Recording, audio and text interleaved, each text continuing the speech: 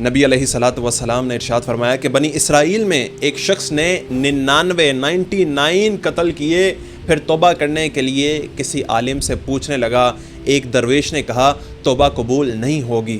اس نے اس درویش کو بھی قتل کر کے 100 قتل پورے کر دیے۔ پھر اسے کسی نے بتایا کہ فلاں بستی میں چلا جا، وہاں نیک لوگ ہیں، اللہ کی رحمت ہے۔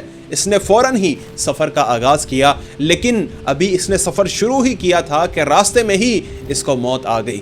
مرتے وقت اس نے اپنا سینہ اسی بستی کی طرف جھکا دیا جہاں وہ توبہ کے لیے جا رہا تھا۔ اب رحمت کے فرشتے بھی آگے، عذاب کے فرشتے بھی آگے، یعنی جنت جہنم دونوں کے فرشتے آگے۔ فرشتے یہ معاملہ لے کر اللہ سبحانہ و تعالیٰ کے دربار میں حاضر ہوئے تو اللہ سبحانہ و تعالیٰ نے عرض کیا کہ تم میّر کر لو کہ اگر یہ شخص توبہ کرنے والی بستی کے قریب ہے تو پھر اسے جنت والے فرشتے لیں گے، اور اگر وہ بستی جہاں سے یہ آ رہا ہے اگر وہ اس کے قریب ہے تو پھر جہنم والے فرشتے، عذاب والے فرشتے اس کی روح کو نکالیں گے۔ اللہ اکبر و کبیرہ۔ اللہ سبحانہ و تعالیٰ نے حکم دیا زمین کو کہ سکڑ جا، یعنی جس بستی کی طرف وہ جا رہا تھا کہ وہ قریب ہو جائے، اور دوسری بستی جہاں سے وہ آ رہا تھا اس زمین کو حکم دیا کہ وہ پھیل جائے۔ وہ پھیل گئی۔ جب فرشتوں نے اسے ناپا، میّر کیا تو وہ بستی ایک بالشت زیادہ کر